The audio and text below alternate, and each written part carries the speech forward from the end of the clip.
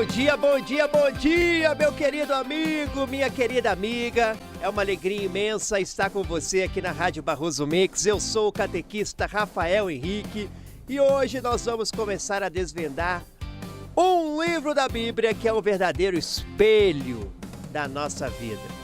O livro de Juízes. Se você pensa que a vida de fé é só vitória e alegria, este livro vai te mostrar que não é bem assim. Juízes é um livro de altos e baixos, de heróis que a gente nem esperava e de um povo que erra, cai, levanta e erra de novo. É a história de como o povo de Deus, depois de conquistar a terra prometida, começou a se perder no caminho. Vem comigo no nosso estudo bíblico da semana. Semeando paz e amor. Paz e amor. Rádio Barroso Mix. Rádio Barroso Mix. Você lembra que terminamos o livro de Josué com o povo de Israel forte, unido e com a terra prometida quase toda conquistada? Josué, o grande líder, ele morre e o povo promete a Deus que vai servir. Então o livro de Juízes começa logo depois disso. Mas a alegria dura pouco.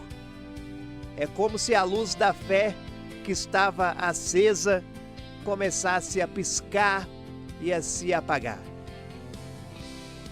Olha, meus irmãos, o nome do livro Juízes pode enganar, viu? Não eram juízes aqui que a gente está acostumado, aqueles juízes de tribunal, não. Aqueles com toga, martelo. Não é esse tipo de juiz, tá bom? Eram líderes que Deus levantava em momentos de aperto. Então pense neles como salvadores ou libertadores, tá bom? Eram pessoas comuns que de repente recebiam uma força especial de Deus para tirar o povo da enrascada. O primeiro capítulo de Juízes nos mostra que o povo ainda estava lutando para tomar conta de toda a terra que Deus tinha prometido. Eles até começam bem. A tribo de Judá, por exemplo, consulta a Deus e consegue vitórias. Mas aí o problema começa. A Bíblia, meus irmãos, repete uma frase que é o começo de todo o desastre. A Bíblia repete muito uma frase nesse livro, que é a seguinte: porém, não expulsaram. É, isso mesmo. Porém, não expulsaram. Por exemplo, a tribo de Efraim não expulsou os cananeus. A tribo de Asser não expulsou os de Aco. Naftali não expulsou os Bet-Semes. E assim vai. Ou seja, eles deixaram um pedacinho do inimigo morando junto.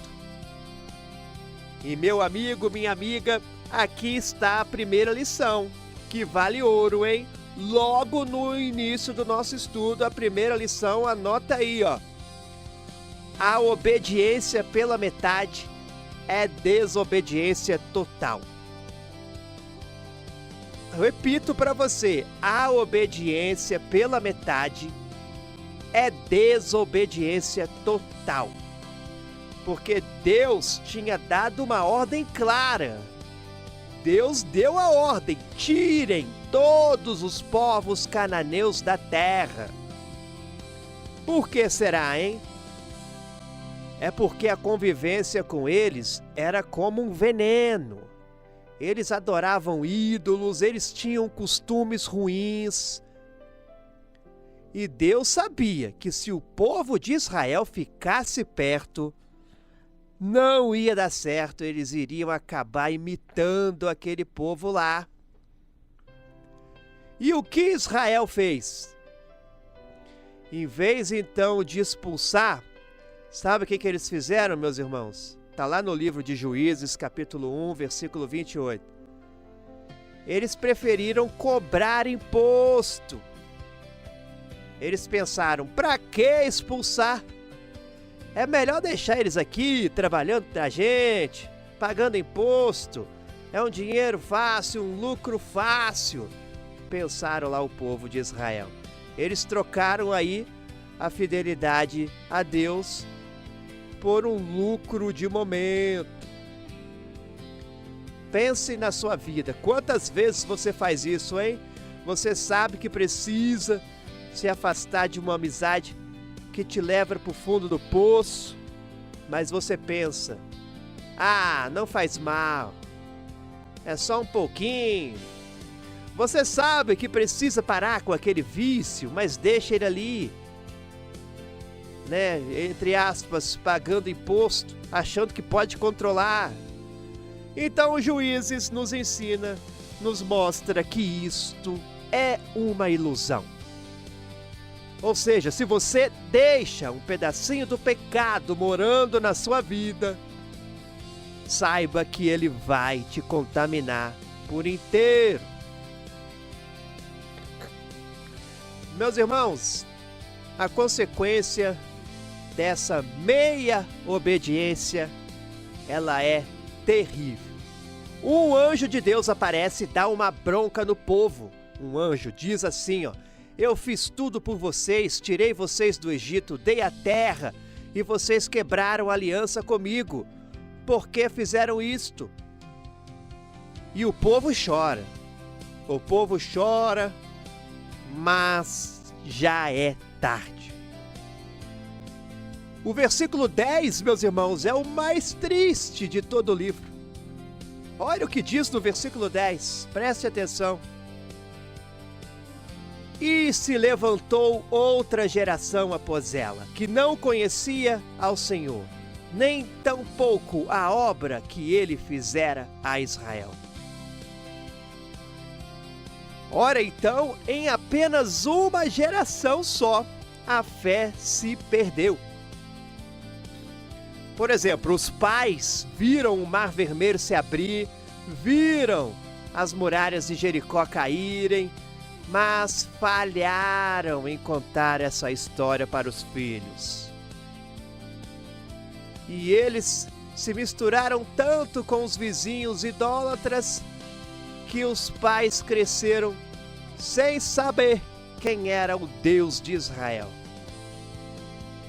Isso é um alerta para nós pais, mães. Anota isso que eu vou dizer. A fé não é como herança de dinheiro, que passa de pai para filho automaticamente.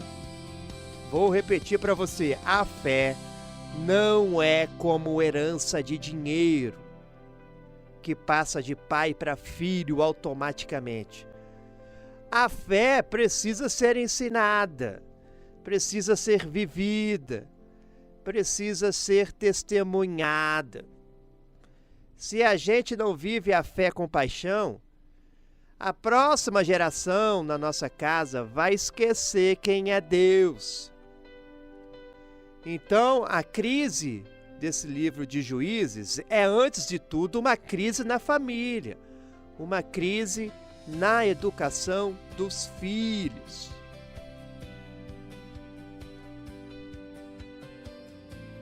A partir daí, o livro de Juízes mostra um padrão que se repete por séculos. É o famoso ciclo de juízes. É uma roda que gira sem parar e que, infelizmente, a gente vê girando na nossa própria vida espiritual. E esse ciclo, ele tem 4 passos. Primeiro, anota aí, o pecado. O primeiro passo é o pecado. O povo abandona Deus e começa a adorar os ídolos dos vizinhos. como por exemplo Baal e Astarote. Eles fazem o que é mal aos olhos do Senhor. O segundo passo é o castigo, né? A opressão. Deus, para disciplinar o povo e fazê-lo voltar, ele permite que os inimigos os ataquem e os dominem, né? Eles são oprimidos. Terceiro passo, anota, é o clamor ou o arrependimento.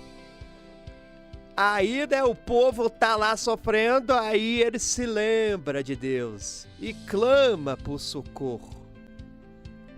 E o último passo do ciclo é a salvação, a libertação, porque Deus, você sabe que Ele é pura misericórdia. Então Ele ouve o clamor e levanta, então, um juiz para libertá-los. E o que acontece depois que o juiz morre? Aí, meus irmãos, o povo volta a pecar de novo e o ciclo recomeça. É uma espiral assim para baixo. Olha, então vamos falar aqui os primeiros a quebrar o gelo, hein? Vamos lá para o capítulo 3 do livro de Juízes. O ciclo então começa a girar com os primeiros libertadores. O primeiro é Otiniel. O primeiro opressor, ele é o rei da Mesopotâmia. O povo sofre por 8 anos. Eles clamam, então Deus levanta o primeiro juiz, Otiniel. Ele que era sobrinho de Caleb. Você lembra de Caleb? Ele era sobrinho dele. Otiniel é o juiz modelo, o ideal. E o texto diz, a Bíblia diz, que o Espírito do Senhor veio sobre ele. Ele liberta Israel e a terra tem paz. Tem paz por 40 anos. Otiniel é a última lembrança da fé forte da geração de Josué. O segundo, Eude. O povo volta a pecar, né? Dessa vez o opressor é Eglon, rei de Moabe, um homem que a Bíblia faz questão de dizer que era obeso. Olha que curioso. Israel sofre por 18 anos. Deus levanta Eude, um homem da tribo de Benjamim, e Eude tinha uma característica especial. A Bíblia diz que ele também era canhoto, né? Eude então nos ensina que Deus usa a gente de todas as maneiras, né?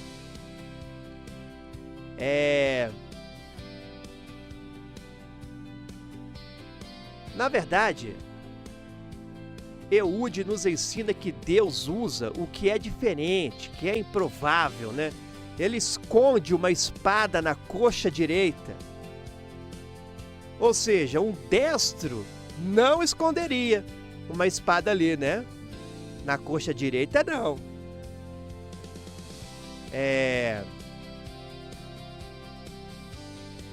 E ele consegue uma audiência com o rei Eglon. Ele diz que tem uma mensagem secreta de Deus. E quando Eglon se levanta, Eude o apunhala. É uma história violenta, né? Mas mostra que Deus usou a astúcia para salvar o seu povo. Eude toca a trombeta, reúne Israel e eles vencem Moabe. E a terra tem paz por 80 anos. Tem também o terceiro libertador, o terceiro juiz, Sangar. O juiz Sangar, ele é mencionado em apenas um versículo. E ele salva Israel, matando 600 filisteus com uma aguilhada de bois. O que é isso, hein? É uma vara longa e pontiaguda que o fazendeiro usava, né, para guiar o gado. Não era uma arma de guerra. E qual é a lição de Sangar? Que Deus não precisa de exércitos gigantes ou de armas de última geração. Ele usa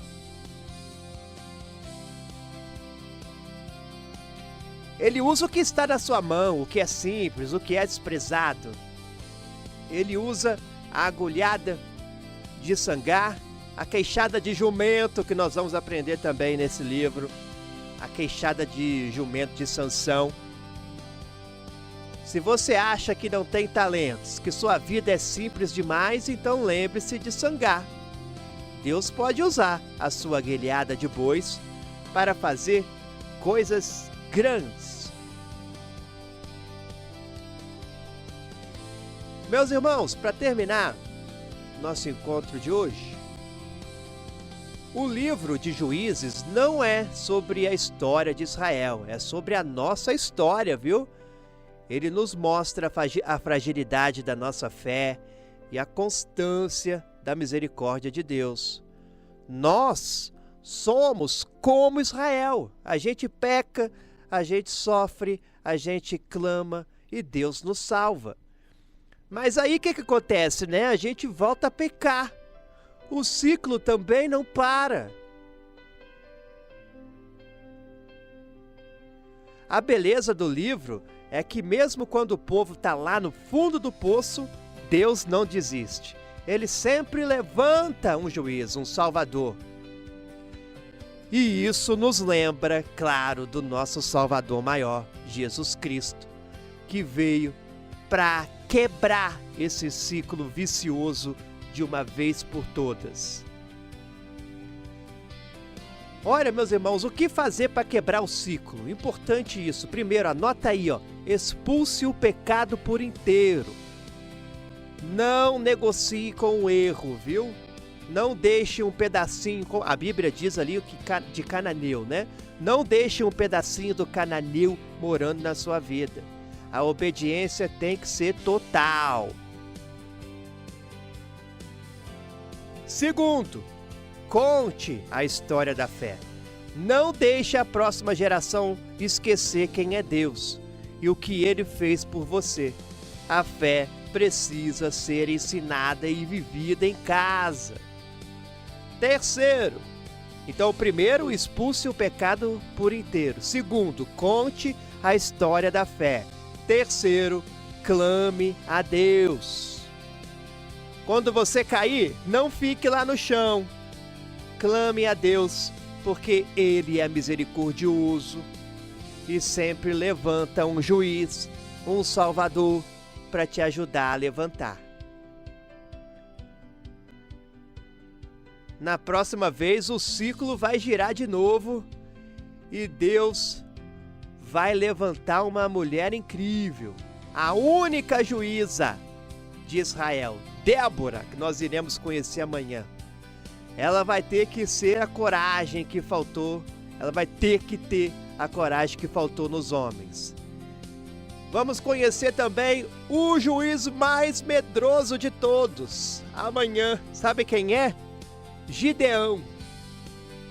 Você não pode perder o nosso próximo encontro, hein?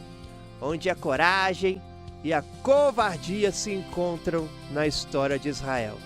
Até amanhã, meu amigo, minha amiga, que Deus te abençoe e que te dê a força para expulsar todos os cananeus da sua vida.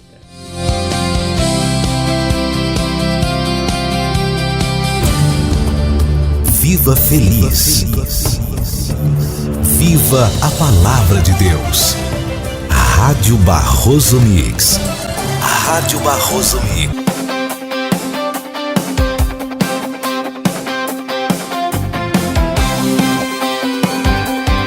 Que a paz de Cristo esteja com você, meu amigo, minha amiga, ouvinte da Barroso Mix. Eu sou o Rafael Henrique e eu sou catequista.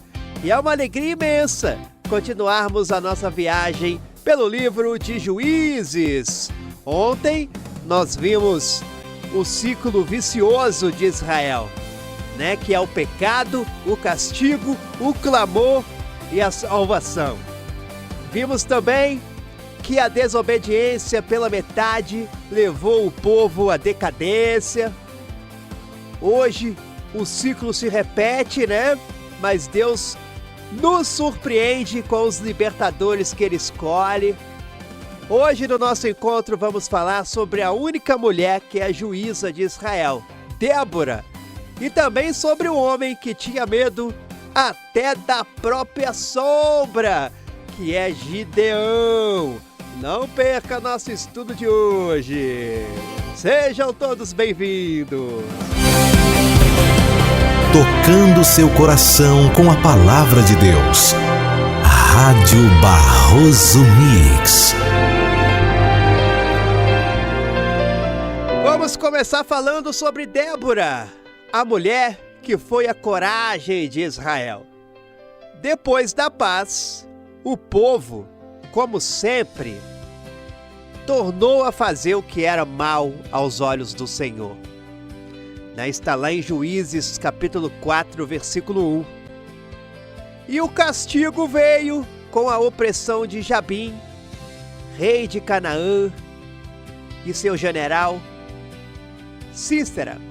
A opressão então durou 20 anos e foi muito dura, porque Sísera tinha 900 carros de ferro. Era um verdadeiro tanque de guerra lá da época. E no meio dessa escuridão, Deus levanta uma luz. Nome dela, Débora. O texto diz que ela era profetisa e juíza. Ela se sentava debaixo de uma palmeira e o povo ia até ela para resolver seus problemas. Então pense bem, em um tempo onde os homens estavam escondidos e sem coragem, Deus usou uma mulher para ser a voz e a autoridade em Israel. Isso nos ensina que Deus não se importa com o que a sociedade pensa. Ele usa quem está disposto a ouvir e a obedecer. Débora chama Baraque, um comandante militar, e lhe dá a ordem de Deus. A ordem era a seguinte: reúna 10.000 homens e vá para a guerra. E a resposta de Baraque é o retrato da crise de fé. Ele diz: se fores comigo, irei. Porém, se não fores comigo, eu não irei. Ou seja, Baraque tinha a ordem de Deus, mas não tinha confiança, para ele ir sozinho. Ele precisava da Débora do lado. Ele representa aquela nossa fé que só funciona se a gente tiver uma garantia humana, se o padre estiver junto, se o amigo for junto. E Débora, com a fé que faltava a ele, concorda em ir, mas ela avisa: a honra da vitória não será sua, porque Deus vai entregar Sísera nas mãos de uma mulher. E a batalha acontece, Deus intervém, e o exército de Sísera é destruído. E Sísera foge a pé e busca refúgio lá na tenda de Jael, uma mulher que estava em paz com o rei Jabim.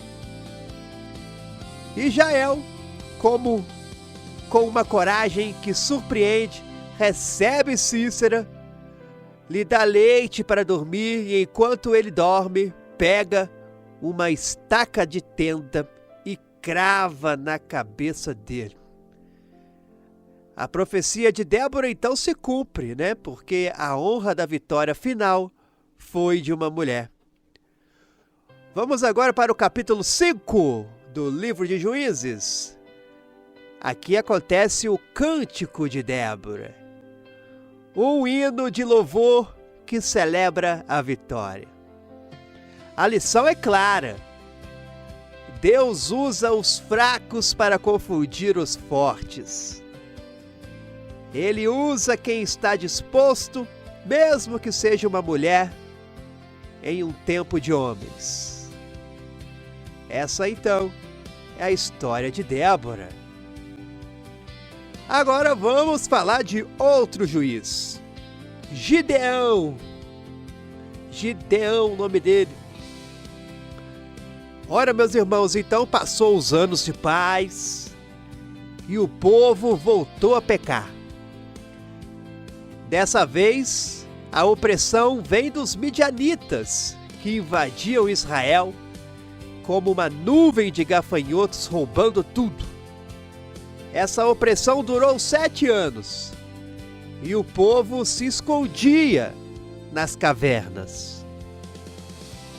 Mas o anjo do Senhor aparece a Gideão,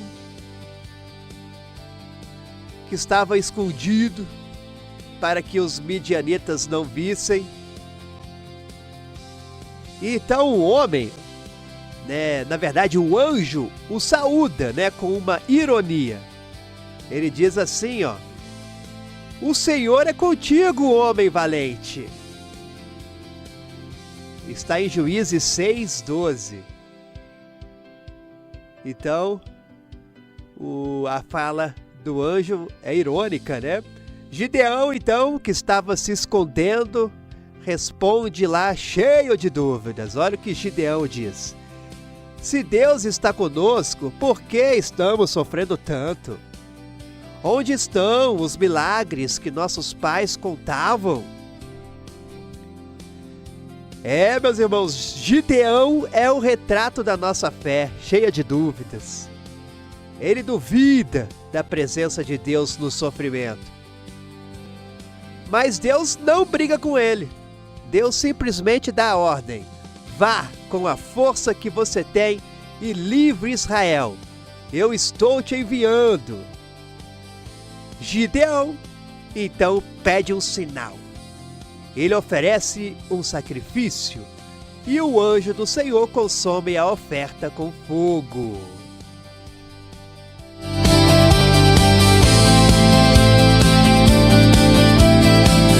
A primeira missão de Gideão é destruir o altar de Baal, que pertencia ao seu próprio pai. Então a batalha espiritual começa em casa. Gideão o faz à noite por medo. Por isso ele ganha o apelido de Jerubaal, que quer dizer que Baal contenta contra ele. Ora, meus irmãos, então, mesmo depois do sinal, Gideão ainda está inseguro. Ele é muito inseguro e ele pede mais 2 sinais. Os famosos testes do velo de lã. O primeiro teste é que o velo de lã fique molhado de orvalho e a terra ao redor seca. Esse é o primeiro teste que ele pede e Deus atende.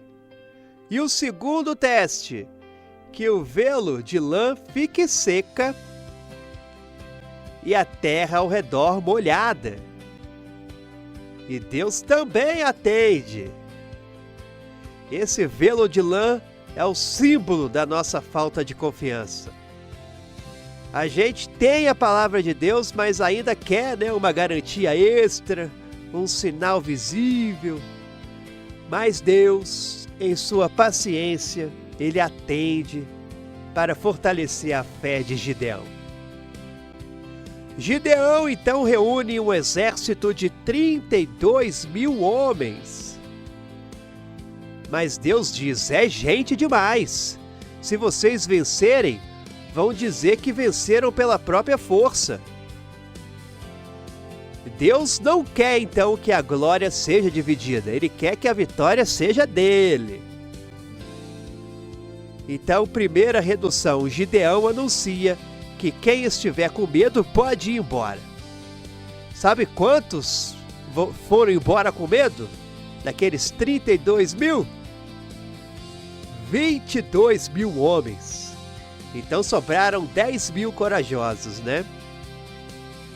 Mas acontece uma segunda redução. Deus manda Gideão levar os 10 mil homens para beber água. Mas apenas 300 homens bebem a água, levando a boca com a mão, com quem estava vigilante. Os outros se ajoelham e ficaram relaxados. Então Deus escolhe os 300 que estavam vigilantes, que estavam prontos para o combate. Ele escolhe a qualidade, né, meus irmãos? E a dependência total. Ele não escolhe a quantidade. Vamos agora para o capítulo 7, a vitória dos 300. Com apenas 300 homens, Gideão recebe a última garantia. Deus o manda descer ao acampamento medianita à noite, para ouvir o que eles estão dizendo. Gideão então ouve um soldado contar um sonho que dizia que Gideão iria vencer. E ao ouvir isso, Gideão finalmente se prostra e adora. E sua fé é fortalecida. Então a estratégia de Gideão é simples e genial.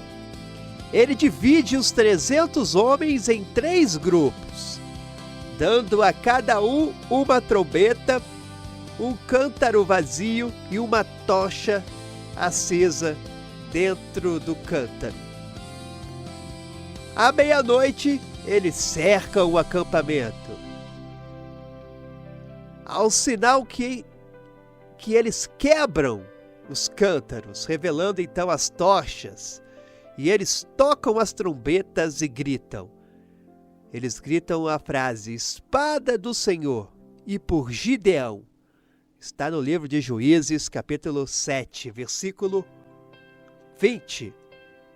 E o exército midianita fica em pânico total, vendo lá as tochas por todos os lados, ouvindo o barulho. Ele pensa que está sendo atacado então por um exército gigantesco.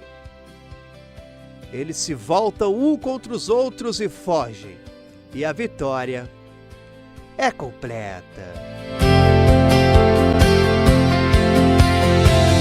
Mas, meus irmãos, a história de Gideão não termina bem. O capítulo 8 mostra o perigo do sucesso. Olha o que vai acontecer, meus irmãos. Primeiro, a vingança pessoal. Gideão se vinga das cidades de Sucote e Penuel, que se recusaram a ajudá-lo na guerra. A libertação, então, de Israel se mistura com a vingança pessoal de Gideão. Acontece também a tentação da coroa, né? O povo estava grato, oferece a Gideão uma coroa. O povo diz: seja nosso rei, você e seus filhos. Gideão, em um momento de lucidez, recusa: eu não vou reinar sobre vocês, nem meu filho. O Senhor é quem vai reinar sobre vocês. Ele começa bem, mas Gideão comete um erro fatal, meus irmãos.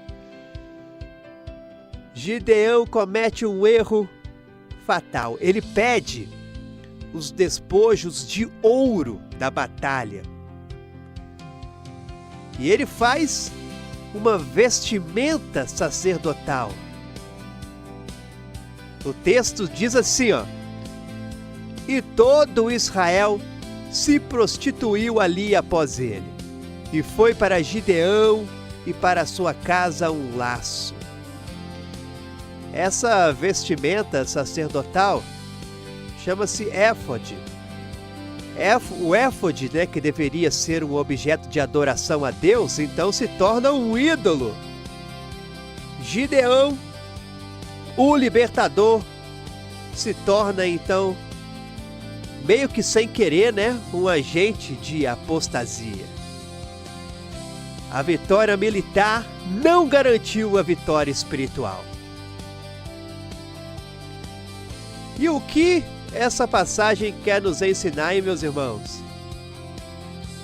Débora e Gideão nos ensinam que Deus usa quem Ele quer. Débora, a mulher, né? E quem Ele pode, Gideão, que é o medroso da história. A história de Gideão é um alerta. É mais fácil vencer o inimigo de fora do que vencer o inimigo de dentro, né? O sucesso pode ser mais perigoso para a alma do que a opressão. Então Gideão começou como um herói da fé e terminou como um tropeço para Israel. Olha, então, o que fazer com a dúvida e o medo? O que podemos aprender na prática? Primeiro, seja honesto com Deus. Anote aí no seu caderno, seja honesto com Deus. Gideão era honesto, né, sobre suas dúvidas. Deus não se ofende com a sua sinceridade, então fale com Ele sobre o seu medo. Segundo, peça a força e não o sinal. Por exemplo, aquele velo de lã era um sinal de uma fé fraca. Então não peça um sinal, peça a Deus a força para você obedecer, mesmo sem entender. E terceiro, meus irmãos, vigie sempre. Você lembra lá dos 300 homens que estavam vigilantes? A vitória de fé exige que estejamos sempre prontos, sempre atentos para o combate. Essa foi a nossa história de hoje, nosso encontro bíblico. E amanhã você vai ver aqui no nosso estudo que a decadência de Gideão, ela tem uma consequência trágica. Porque um dos seus filhos, Abimeleque, vai tentar se coroar rei. Vai matar seus 70 irmãos. Ora, então, na próxima vez, próximo encontro, veremos a história sombria de Abimeleque. Vamos também ver a tragédia de Jefité, o juiz que fez um voto impensado e pagou um preço terrível por ele.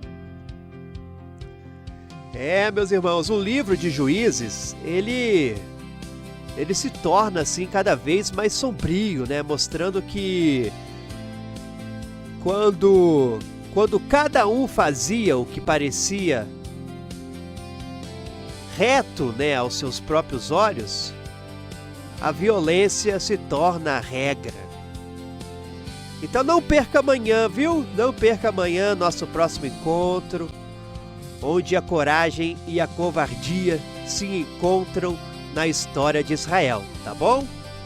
Que Deus abençoe, te dê a vigilância, que você tenha a vigilância daqueles 300 homens de Gideão.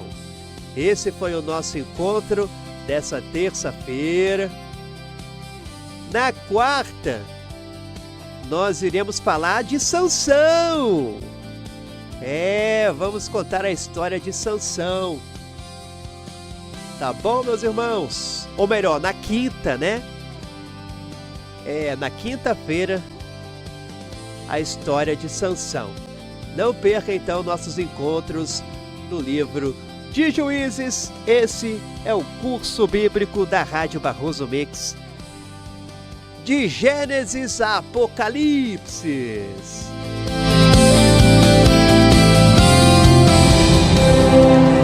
A palavra de Deus no seu coração. No seu coração. Rádio Barroso Mix. Chegamos Vamos ao nosso estudo bíblico dessa quarta-feira, dia 5. Bom dia, meu amigo, minha amiga, ouvinte fiel da Rádio Barroso Mix, você que tá aí todo dia, bom dia. Eu sou o Rafael Henrique, catequista, e hoje nós vamos ver como a história de Israel vai ficando cada vez mais pesada. Se ontem nós vimos a dúvida de Gideão, hoje vamos ver as consequências terríveis dos erros dele e de todo o povo. O tema de hoje é forte, hein? Vamos falar sobre a ambição humana que destrói famílias e sobre as promessas feitas sem pensar que trazem muita dor. Não perca! Levando a palavra de Deus. Levando a palavra de Deus. Rádio Barroso Mix. Rádio Barroso Mix. Vamos começar falando de Abimeleque, o homem que queria ser rei. E já estamos no capítulo 9 do livro de Juízes. Lembra que Gideão, no final da vida, ele fez um efode de ouro, que virou um ídolo? E que ele teve também 70 filhos, mas também um filho com uma concubina, chamado Abimeleque. O nome dele já diz tudo. Sabe o que significa Abimeleque, meus irmãos? Significa meu pai é rei. Abimeleque não foi assim um juiz levantado por Deus. Ele foi ambicioso. Ele foi um ambicioso que viu a chance de pegar o poder. Então, depois que Gideão morre, Abimeleque vai para a cidade da mãe dele e manipula o povo. Sabe o que ele diz? Ele diz assim, o que é melhor? Ser governado por 70 filhos de Gideão ou por um só? Que sou eu, que sou da família de vocês. E o povo da cidade, que já estava lá com a sua fé fraca, aceita a ideia. Eles dão dinheiro para Abimeleque e ele contrata um bando de homens. E com esse bando, ele vai à casa do pai. E sabe o que ele faz, meus irmãos? Ele mata os seus 70 irmãos sobre uma única pedra. É um crime assim horrível, uma tragédia familiar que mostra o quanto o coração humano pode ser cruel quando quer poder. Só um irmão, o mais novo, chamado Jotão, consegue escapar. E a Bíblia diz que Jotão sobe no monte e conta uma parábola, uma historinha com um ensinamento. É a parábola das árvores. Ele diz que as árvores queriam um rei. Elas pediram para a oliveira, que faz azeite, e a oliveira diz: não posso, estou ocupada fazendo azeite para Deus e para os homens. Então pediram para a figueira, que faz figos, e a figueira disse: não posso, estou ocupada fazendo doces e frutos. Pediram então para a videira, que faz vinho, e a videira disse: não posso, estou ocupada fazendo vinho, que alegra a Deus, que alegra os homens. E por fim, elas pediram para o espinheiro. O espinheiro, meus irmãos, que não serve para nada, a não ser para machucar. E o espinheiro aceita na hora. Mas ele ameaça: se vocês não me aceitarem, vai sair fogo de mim e queimar até os cedros do Líbano. Essa é a parábola das árvores contada por Jotão. E a mensagem então é clara. O que você pode aprender com essa mensagem de Jotão? A mensagem é clara. A oliveira, a figueira e a videira são os homens de valor, que preferem servir e dar frutos do que mandar. Já o espinheiro, quem é? É Abimeleque, o inútil, que não tem fruto para dar, mas que se impõe pela força e pela ameaça. Jotão então profetiza que o fogo sairia de Abimeleque para queimar o povo da cidade de Siquém. E o povo sairia, o fogo sairia do povo para queimar Abimeleque, diz aqui a Bíblia. E a profecia realmente se cumpre. Depois de 3 anos daquele governo cruel, Deus permite que o povo e Abimeleque se virem um contra o outro. Abimeleque destrói a cidade de Siquém e o fim dele é humilhante. Vou contar para você como foi o fim de Abimeleque. Ao atacar outra cidade, uma mulher joga uma pedra de moinho do alto da torre e acerta a cabeça dele.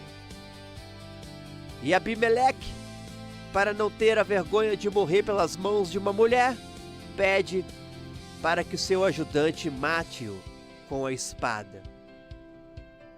Essa é a história de Abimeleque, que está no capítulo 9 do livro de Juízes. Nos mostra o que acontece quando o povo de Deus busca um líder que agrada aos seus olhos e não um líder escolhido por Deus. O poder, quando está nas mãos de Deus, ele se torna tirania.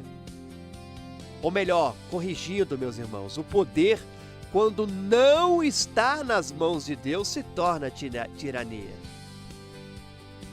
Vamos para o capítulo 10.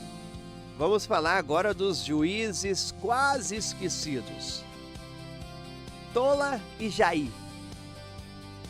Depois dessa tragédia, a Bíblia conta de 2 juízes que trouxeram um pouco de paz, mas sobre os quais a gente sabe muito pouco, que é Tola e Jair.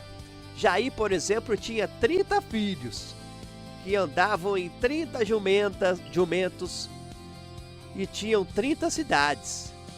Então isso mostra que foi um tempo de estabilidade, um tempo de riqueza, mas também de uma vida muito confortável, onde a fé não era mais a prioridade. Vamos falar agora de Jefité, o excluído e a promessa perigosa, também no capítulo 10. Porque a paz não dura, o povo volta a pecar e dessa vez eles adoram todos os deuses dos vizinhos. Eles se tornam um verdadeiro museu de idolatria. E o castigo vem com a opressão dos filisteus e dos amalequitas. O povo então clama, mas Deus de início dá uma resposta dura. Deus diz: vocês me abandonaram e serviram a outros deuses. Vão pedir ajuda para eles agora. Esse então é um momento de silêncio de Deus, né? Mas o povo se humilha, tira os ídolos do meio deles e volta a servir ao Senhor. E o coração de Deus se angustiou por causa da miséria de Israel. Está em Juízes 10:16. E você sabe, né, meus irmãos, que a misericórdia de Deus ela é maior que a nossa teimosia. Então, para a libertação, Deus levanta Jefité, um novo juiz. A história dele é triste. Ele era filho de uma prostituta e foi expulso de casa pelos irmãos. Ele fugiu e se tornou líder de um bando de homens excluídos no deserto. Quando a crise aperta, os líderes de Israel ficam desesperados e vão buscar Jefité, o rejeitado. Jefité, com razão, pergunta: vocês me odiaram e me expulsaram? Por que me procuram agora que estão em apuros? Eles imploram e Jefité aceita ser o líder, mas com uma condição: se ele vencer a guerra, ele continuará sendo o líder. Jefité tenta primeiro então conversar com o inimigo. Os inimigos são os amonitas, viu? Ele mostra que eles estão errados em invadir a terra de Israel, mas o rei amonita não aceita. E é nesse momento que a Bíblia diz o seguinte: então o Espírito do Senhor veio sobre Jefité. Está em Juízes 11, 29. Então, fortalecido por Deus, ele se prepara para a batalha. E antes de ir para a guerra, Jefité comete um erro, meus irmãos. Ele comete um erro terrível. Jefité faz um voto a Deus. Ele diz: se o Senhor me der a vitória, a primeira pessoa que sair da porta da minha casa para me receber, eu a oferecerei em holocausto. Olha o que diz aqui Jefité. Um holocausto era um sacrifício total, né? Esse voto aí de Jefité é um sinal da ignorância dele sobre a lei de Deus. Porque você sabe, né? A lei proibia o sacrifício humano. E Jefité, o homem do deserto, o que ele estava fazendo é misturando, né? Ele estava misturando ali a fé em Deus com os costumes pagãos lá dos vizinhos. E Deus, né? Mas Deus, em sua soberania, dá a vitória a Jefité. Mas, ao voltar para casa, quem primeiro sai para recebê-lo com alegria é a sua única filha. A dor de Jefité, então, é imensa. Ah, minha filha, ele diz, ah, minha filha, muito me abates, e tu és a causa da minha desgraça, pois eu abri a minha boca ao Senhor e não posso voltar atrás. Então a filha de Jefité mostra ali uma fé e uma nobreza que faltaram ao pai. Ela aceita o voto, pedindo apenas 2 meses para chorar sua vida que seria interrompida. Depois ela volta e Jefité cumpriu nela o voto que tinha feito.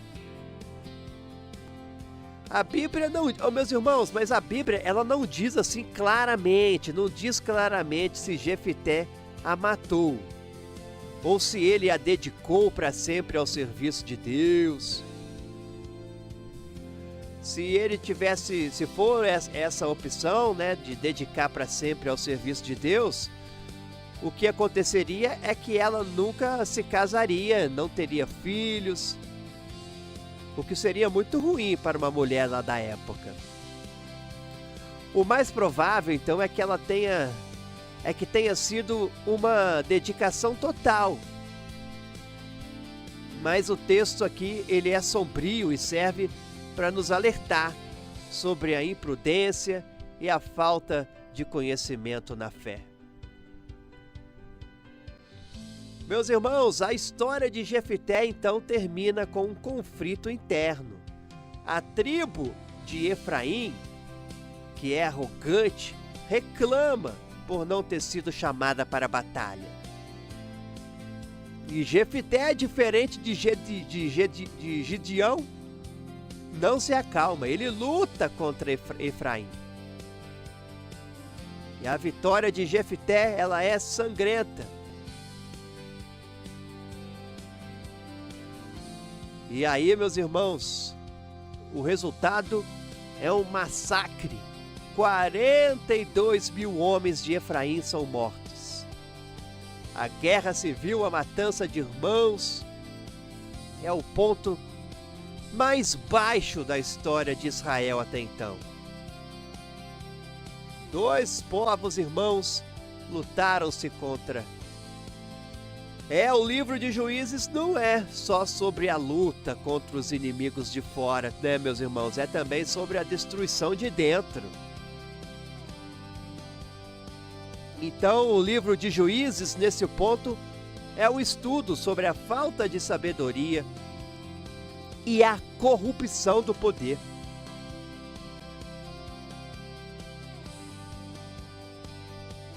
Abimeleque, por exemplo, nos ensina, ele nos mostra, na verdade, que a ambição e a violência trazem a destruição.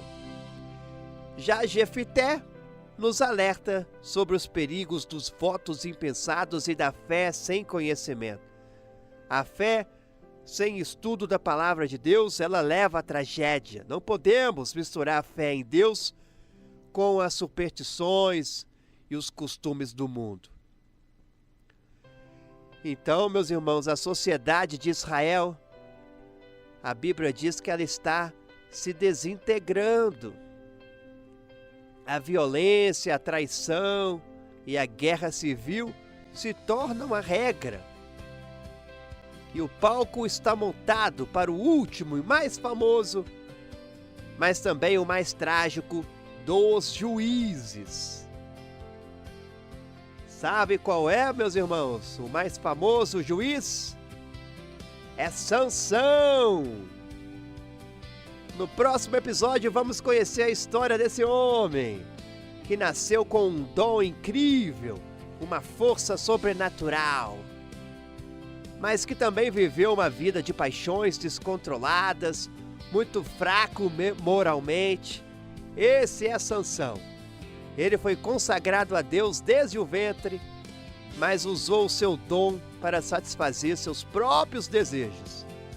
Não perca amanhã nosso próximo encontro, onde a força de Deus se encontra com a fraqueza humana. Até lá, meu amigo e minha amiga, que Deus te abençoe e te guarde de todo voto impensado.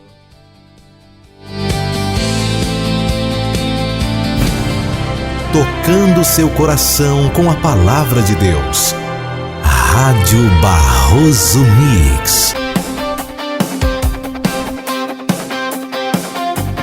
11h45. Um ótimo dia para você, que a graça e a paz de Deus estejam com você, meu amigo, minha amiga, ouvinte da Rádio Barroso Mix.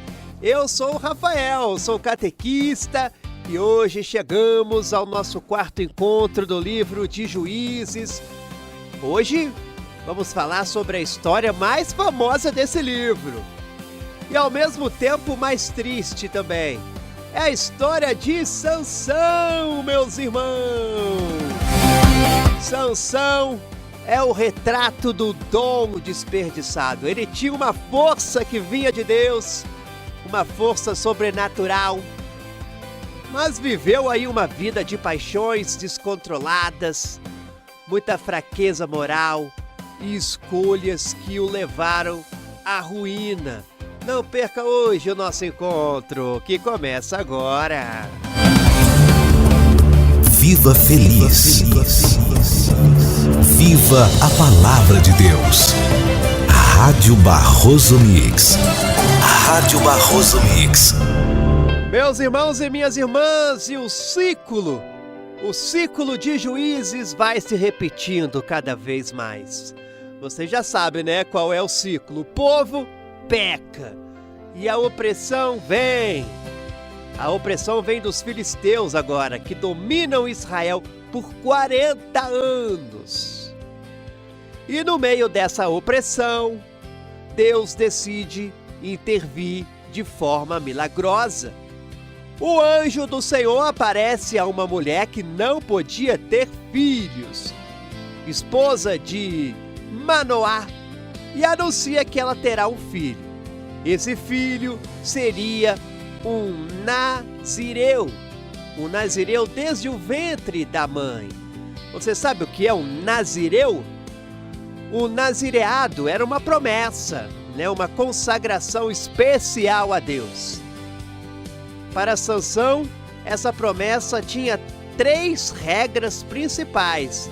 Primeira, não beber vinho ou bebida alcoólica. Segundo, não cortar o cabelo. Terceiro, não tocar em pessoas ou coisas mortas. O cabelo de Sansão, meus irmãos, não era a fonte da força, mas o sinal da obediência à promessa feita a Deus. Vou repetir para você porque é muito importante que você saiba isso. O cabelo de Sansão não era a fonte da força, mas sim o sinal da obediência à promessa feita a Deus. Enquanto ele obedecesse, a força estaria com ele. Ele nasceu com um propósito claro: começar a libertar Israel dos filisteus. Apesar de seu chamado, a vida de Sansão é marcada por impulsos e desejos carnais. O primeiro erro é querer se casar com uma mulher filisteia. Seus pais tentam convencê-lo a não fazer isso, mas Sansão insiste. E ele diz: tomai-ma, porque ela agrada aos meus olhos. Está lá em Juízes 14. E a motivação de Sansão é puramente o que ele vê e deseja, e não o que Deus quer. Então, no caminho, um leão o ataca. Mas o Espírito de Deus vem sobre ele e ele mata o leão com as próprias mãos. Mais tarde, ele volta e encontra mel dentro do corpo do leão. Ele come o mel e o oferece aos pais, sem contar de onde veio. E aqui, Sansão quebrou ali, a terceira regra do nazireado. Ele tocou no cadáver, Ele usa seu dom para quebrar a lei de Deus. Lá no banquete de casamento, ele propõe um enigma aos filisteus. Então eles, sem conseguir resolver, ameaçam a esposa de Sansão, que o trai e revela a resposta. Sansão fica muito bravo, mata 30 filisteus para pagar a aposta. Então a força de Sansão é usada para a vingança pessoal e não para a libertação de Israel. Ele é um herói solitário que age por impulso e não por um plano de Deus. Ele é o retrato de um Israel que tinha a força de Deus, mas não a disciplina. E a história de Sansão se torna uma briga de rua, quando ele volta para buscar a esposa e descobre que ela foi dada a outro. Ele se vinga. Ele pega 300 raposas, amarra tochas nas caudas delas e as solta nas plantações dos filisteus. E os filisteus, em retaliação, queimam a esposa e o pai dela. E Sansão, em resposta, mata muitos filisteus. Os filisteus, então, sobem contra Judá. E os homens de Judá, em vez de lutar, entregam Sansão, amarrado aos filisteus. Em Lei, é uma cidade, Lei é o nome da cidade. O Espírito de Deus vem sobre Sansão e ele rompe as cordas. Ele encontra uma queixada de jumento e com ela ele mata 1000 filisteus. Você lembra de Sangar, meus irmãos, aqui no nosso estudo bíblico? A lição é a mesma de Sangar. Deus usa o que é fraco e simples para vencer o forte. Mas a força de Sansão é usada de forma isolada, porque ele não lidera o povo, ele só resolve ali os seus próprios problemas. Ele é o retrato de um Israel que tinha a força de Deus, mas não tinha a disciplina. Vamos para o capítulo 16. Agora Sansão se envolve com Dalila, uma mulher filisteia, e Dalila, ela é subornada pelos líderes filisteus para tentar descobrir o segredo da força de Sansão. E a partir daqui, a história é uma dança perigosa de sedução e também traição. Sansão, em sua arrogância, brinca com o fogo da desobediência. 3 vezes Dalila pergunta o segredo e 3 vezes Sansão mente. Ele está testando os limites de sua consagração. Ele está brincando com a promessa que fez a Deus. Dalila, em sua 4ª tentativa, o pressiona emocionalmente. Diz assim, com ele: como dizes, eu te amo, se o teu coração não está comigo? E aí Sansão, cansado da insistência, revela o segredo. Ele diz: nunca navalha subiu a minha cabeça, porque sou nazireu de Deus desde o ventre de minha mãe. Se vier a ser raspado, ir-se de mim a minha força, e me enfraquecerei, e serei como qualquer outro homem. E aí, o que acontece? Dalila o faz dormir e corta as 7 tranças do seu cabelo. Então, ao quebrar a promessa, ele quebra a sua aliança com Deus.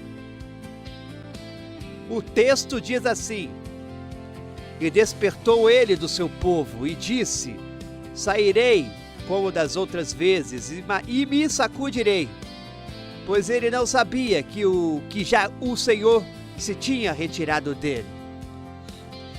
Essa é a frase mais triste, da história de Sansão.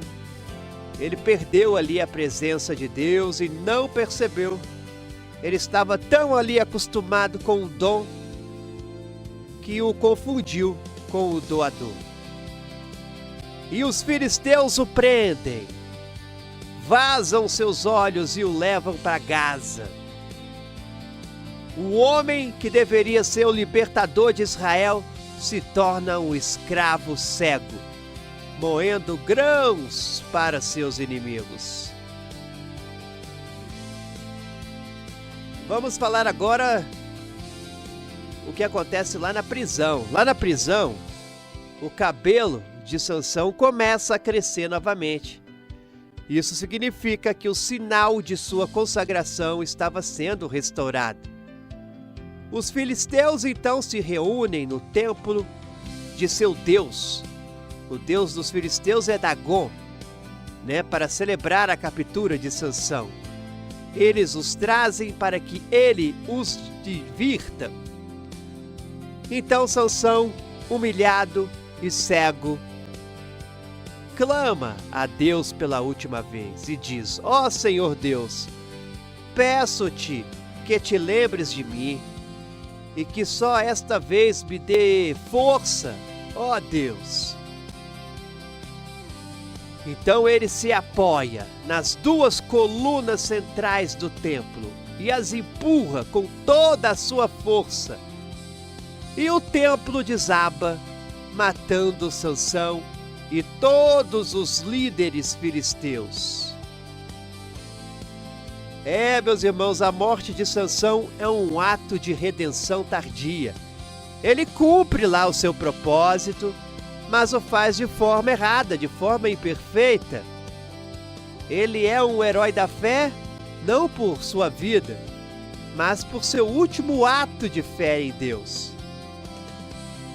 Então, o que essa história nos ensina? A história de Sansão é um poderoso alerta sobre o perigo de confundir o dom com o caráter. Sansão tinha o dom da força, mas lhe faltava o caráter da santidade. Ele tinha a unção, mas não a disciplina. Ele nos ensina que a fraqueza moral pode anular o propósito divino. A força de Deus em nossa vida não é uma licença para o pecado. Repito para você, a força de Deus em nossa vida não é uma licença para o pecado. A desobediência, mesmo que pareça pequena,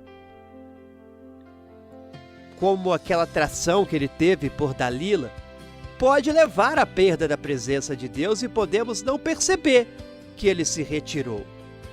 Então, o que fazer para não ser como Sansão? Primeiro, não brinque com o pecado. Não teste os limites da sua fé. O pecado, por menor que pareça, é um veneno que cega e acorrenta. Segundo, cuide do caráter. Porque o dom de Deus é dado, mas o caráter é construído com disciplina e obediência.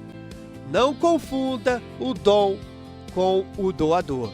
Terceiro, vigie as escolhas. As escolhas de Sansão eram baseadas no que agradava aos seus olhos. E nossas escolhas devem ser baseadas no que agrada a Deus. Então, meus irmãos, o livro de Juízes não termina com a morte de Sansão. Os capítulos finais, 17 até o 21, mostra o estado de anarquia total em Israel. Não há mais juízes, apenas a desintegração social e moral. Amanhã veremos a história de Mica e seus ídolos, veremos também a migração da tribo de Dan e o roubo de um levita. E por fim, a história chocante do levita e sua concubina em Gibeá, que leva a uma guerra civil quase exterminando a tribo de Benjamim. O livro termina com a frase que resume toda a sua mensagem, que está em Juízes 21, 25, que diz o seguinte: naqueles dias não havia rei em Israel. Cada um fazia o que parecia reto aos seus próprios olhos. Então você não pode perder o nosso último episódio amanhã, onde faremos a síntese final, veremos como o livro de Juízes aponta para Jesus. Até lá, meu amigo e minha amiga, que Deus te abençoe e te dê sabedoria para você usar os seus dons com disciplina e santidade. A palavra de Deus no seu coração. No seu coração. Rádio Barroso.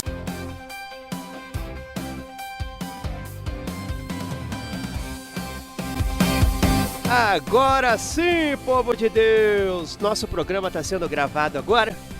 Vamos então dar início ao nosso estudo de hoje. Nosso equipamento está funcionando, né, Jesus? Beleza, tá gravando. Quem perdeu aí algum estudo, não fica triste não. Tá tudo gravado lá no nosso canal do YouTube, tá bom? É só pesquisar Rádio Barroso Mix. Ou melhor, tá no meu canal pessoal. É Rafael Henrique Catequista. Tá bom, meus amigos? Que alegria, uma alegria imensa.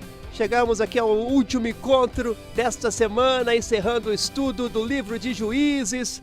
Eu sou o Rafael e é uma honra ter a sua companhia para essa conclusão desse estudo, tá bom?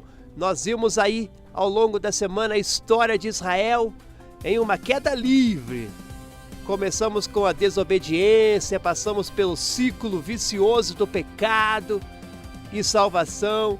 Vimos juízes, né, cada vez mais imperfeitos. Conhecemos a história de Sansão, que tinha a força de Deus, mas não tinha o caráter. E hoje vamos aos capítulos finais, então, do livro de Juízes. Vamos no capítulo 17 e iremos até o 21. E, meus amigos, já vou adiantando que esses capítulos são como um filme de terror, hein? Que mostra o que acontece quando o povo perde totalmente a fé e a moral. Não há mais juízes, agora apenas a anarquia total. Não perca nosso estudo de hoje. Palavras de fé você ouve aqui. Você ouve aqui. Rádio Barroso Mix. Olha, o primeiro sinal de que tudo estava desmoronando é a história de Mica. A mãe dele tinha uma prata que foi roubada. E Mica confessa que foi ele quem roubou. A mãe, em vez de brigar, abençoa-o e usa a prata para fazer uma imagem de escultura e uma fundição para o filho. E aí Mica, o que ele faz? Ele constrói um santuário em casa, faz uns objetos religiosos e, para completar, consagra um de seus filhos para ser seu sacerdote. Aqui está o primeiro problema, né? A religião virou invenção pessoal. A adoração a Deus é misturada com a idolatria e a lei de Deus é ignorada. Porque o sacerdócio era só para a tribo de Levi. Mas aí Mica faz o que quer. E a situação piora, viu? Piora mais ainda quando um levita, um sacerdote de verdade, né? Levita, um sacerdote de verdade, chega à casa de Mica.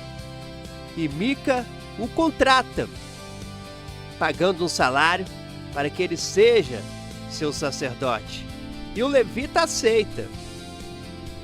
E aí Mica se sente seguro e diz: agora sei que o Senhor me fará bem, porquanto tenho um levita por sacerdote.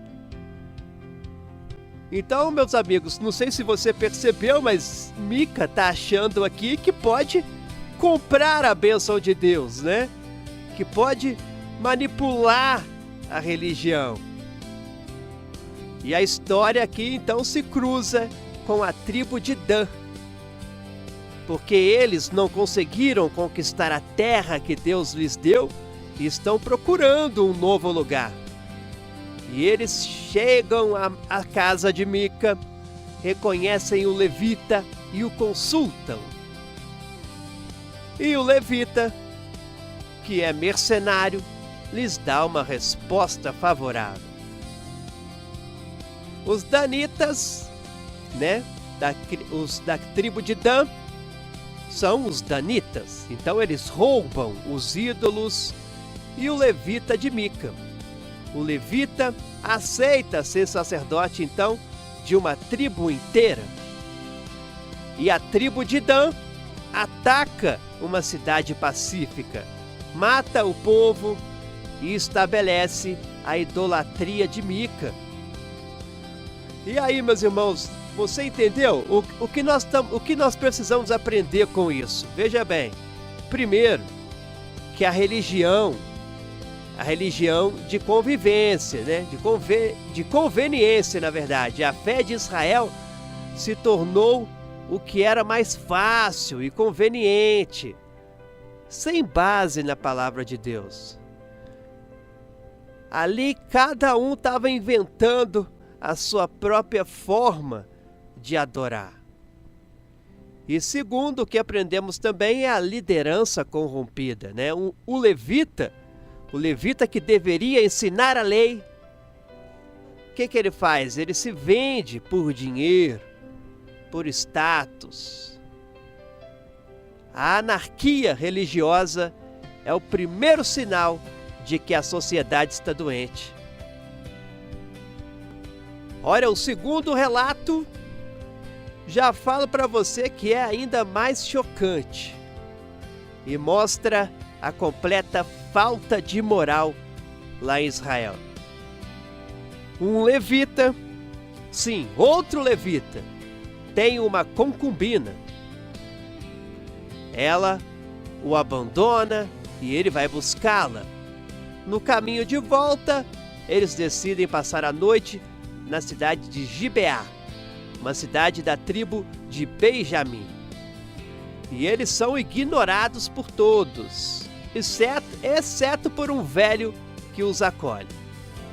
E à noite, os homens de Gibeá cercam a casa e exigem que o velho lhes entregue o levita para que o espancam, para que o violentem. Então é um crime que lembra o pecado de Sodoma. O velho e o levita, em um ato então de covardia, de maldade, entregam a concubina aos olhos de Gibeá. Eles a violentam a noite toda e pela manhã ela foi encontrada morta. O levita, em vez de chorar, de buscar justiça, leva o corpo da mulher para casa. E ainda o esquarteja, meus amigos, envia um pedaço para cada tribo de Israel. Olha que ato horrível! Um grito de desespero para que as tribos vejam a abominação que havia sido cometida. E aí, o que acontece? As tribos de Israel se reúnem, ficam indignadas. Eles exigem que a tribo de Benjamim entregue os criminosos de Gibeá para serem punidos por esse crime tão cruel. E Benjamim se recusa e decide proteger aqueles bandidos. E o resultado é uma guerra civil devastadora. As tribos de Israel então se unem contra Benjamim e a guerra é sangrenta. E no início, as tribos de Israel perdem muitos homens e eles choram e consultam a Deus. Já no terceiro dia, Deus lhes dá a vitória. A tribo de Benjamim então é quase exterminada, restando apenas 600 homens que fogem. Depois da vitória, as tribos de Israel se dão conta do que fizeram. Ou seja, quase destruíram uma das 12 tribos. Eles choram, se arrependem. Eles ainda haviam feito um voto, de que nenhum homem daria sua filha em casamento a um benjamita. Então agora eles precisam encontrar esposas para os 600 sobreviventes, para que a tribo não desapareça. E aí o que acontece? Eles encontram uma solução bárbara. Olha o que eles fazem, meus amigos. Eles atacam uma cidade que não participou da guerra, matam todos, exceto as mulheres, que são dadas como esposas aos benjamitas. E ainda faltam mulheres, então eles instruem os benjamitas a se esconderem e raptarem as mulheres que saíssem para dançar nas festas. Então o livro termina aí com um ato de violência, de injustiça, para corrigir um erro anterior. A solução encontrada é um reflexo da moralidade da época. O fim justifica os meios e a lei de Deus é substituída pela conveniência humana. E o livro de Juízes termina com a frase que é a chave para entender tudo. Ela é inclusive repetida 2 vezes, que diz o seguinte, lá em Juízes 17, 6 e também em Juízes 21, 25. A frase é a seguinte: naqueles dias não havia rei em Israel. Cada um fazia o que parecia certo aos seus próprios olhos. Essa, meus irmãos, é a frase, essa frase é a tese central desse livro. A falta de um rei, um líder central e justo, levou à anarquia. Mas a falta de um rei humano é, na verdade, a falta do rei divino. O povo tinha Deus como seu rei, mas o rejeitou, né? E eles não tinham um rei humano, porque não queriam o rei celestial. O livro, então, de Juízes é um argumento, né, para a necessidade de uma liderança justa e fiel a Deus. E o que podemos tirar aí de lição, então, desse livro? As lições finais aí de Juízes. Primeiro, a crise da memória. Meus irmãos, a fé, ela se perde em uma geração quando não é ensinada, quando não é testemunhada. Outra coisa que podemos aprender nesse livro: não podemos conviver com o pecado. O pecado que você não expulsa, ele vai te destruir. E terceiro, a constância da misericórdia de Deus. Apesar da infidelidade do povo, Deus sempre levantou um libertador quando eles clamavam. E o ciclo vicioso do povo é confrontado pelo ciclo constante da graça de Deus. Quarto, a necessidade de um rei, né? O livro clama por um rei que não seja como Abimeleque, nem um líder falho como os juízes. Um rei que seja justo, fiel e que governe segundo a lei de Deus. E como podemos encontrar Jesus nesse livro, Rafael, que teve tantas guerras, tantas coisas ruins? Ora, meus irmãos, será que o livro de Juízes também aponta para Jesus, que é o nosso verdadeiro e perfeito juiz e rei? Sim, o juiz perfeito, né? Jesus é o único que quebra. Jesus é o único que quebra o ciclo vicioso do pecado de uma vez por todas. Ele é o Salvador eterno. Jesus também é o rei que Israel precisava, porque ele governa com justiça e com amor. E também o fim da anarquia, porque sobre o reinado de Cristo não precisamos mais fazer o que parece certo aos nossos próprios olhos. Nós temos a palavra, a sua palavra hoje como nossa bússola e o seu Espírito como nosso guia. O livro de Juízes, então, é um espelho.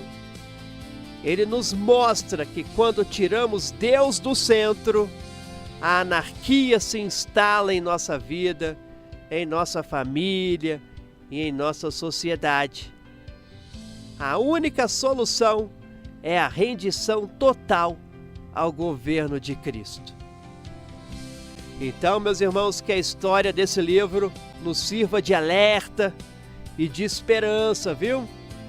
Alerta para não cairmos no ciclo vicioso do pecado. Esperança, porque mesmo na nossa maior fraqueza, o nosso Deus é fiel, é misericordioso. E na próxima semana nós continuaremos a nossa jornada de Gênesis até o Apocalipse, com um belíssimo e belíssimo livro de Ruth. Você vai gostar, viu? Você vai gostar da história de Ruth, do livro de Ruth, porque é uma história que tem o seu início, o meio e o fim. É uma história mesmo, uma história de fidelidade, lealdade e redenção que se passa justamente ali no período do livro de Juízes. E é uma história linda, já te adianto que a história de Ruth do livro de Ruth é uma história maravilhosa, viu? Uma belíssima história que mostra que mesmo na escuridão, a luz da fé nunca se apaga completamente. Então que Deus te abençoe e te guarde, que você possa viver cada dia sobre o reinado do nosso Senhor Jesus Cristo.